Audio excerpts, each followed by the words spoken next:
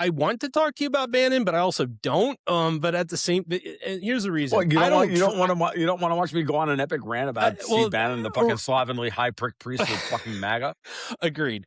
Yes, and I've never trusted any of these people. As far as I'm concerned, they're all spies. Fuck him. They're all spies. I don't trust any of these people. He's a fucking British asset. He's always been a British asset. Yeah, I just the way that people think, even spies and assets, I mean, I'll still study oh God, what's his name? The Huxley brothers. Right. I mean, I'll still read or Tragedy and Hope and Carol Quigley. You read you want to understand how the adversary thinks, or not even the adversary, the people that have different narrative tracks. Like, okay, how is it that you came to this conclusion? And then that's where you get into multiple religious studies. Anyway, the point is with Bannon, it's the way what he's doing is playing a game that's so weird to me. It's not so cut and dry.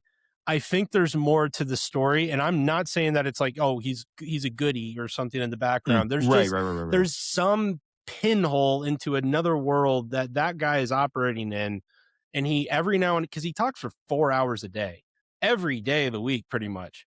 I mean, people start telling people who they are after they start talking them. So that's kind of why I've been tracking. I've watched almost every one of his shows because he was the closest person to the principle of Trump. I'm like, what the hell is going on in there? Have you seen American Dharma? No. Okay. It seems that because he brings up Hamiltonian economics. He does now.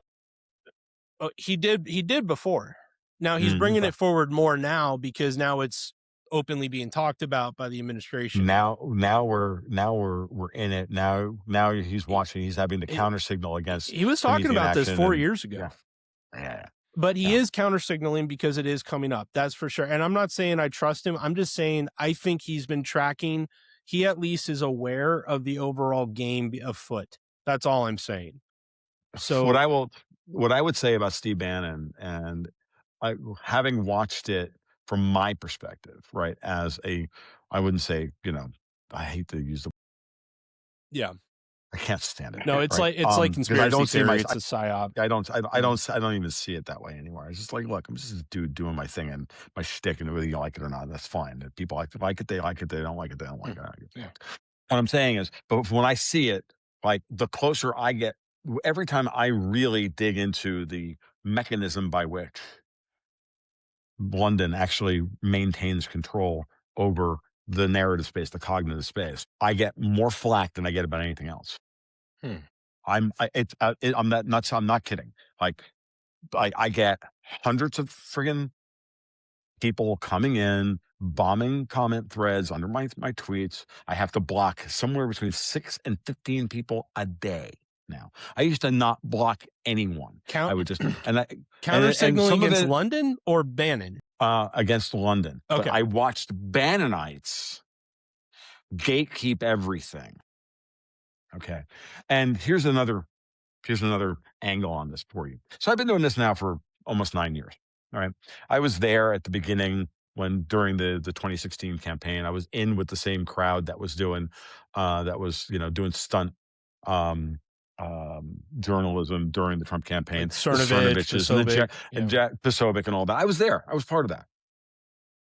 I just started up and I just kind of fell into it because I was, wanted to, and it happened to fall into it. And that group was like following me, and I was doing periscopes and, into my phone with my fucking hat on and, just ranting into a microphone with my cat and doing the thing. And then I realized after Trump won, they actually invited me up to Deplorable Ball. And I didn't go because I couldn't afford it. I wasn't going to go to the Deplorable Ball. Yeah. Right. Deplorable Ball. If you remember that. Yeah, I remember that. Right. Yeah. So, and this was 2016, like late 2016. And then I make the mistake one night of saying something wrong about, I don't know, something. And I got whitewashed immediately. I got taken out immediately. And then I watched, and about 2 months later, Jack Posobiec winds up on a land. And what's interesting is that I'm not part of that group anymore, but somehow all of my ideas that I was like the Hall of the English, and I would sit there and do live streams for 2, 3 hours a night. We were like going over shit together, and we're like theorizing about the Grand Barden in the Middle East, and the Russians are doing, and this is that, blah, blah, and all this stuff. And amazingly, it starts coming out of Jack Posobiec's mouth. Mm-hmm. And I'm like, oh yeah, oh yeah. We had And so we're like, dude, that was our idea. Could you at least give us some freaking credit for it? And he immediately blocked us.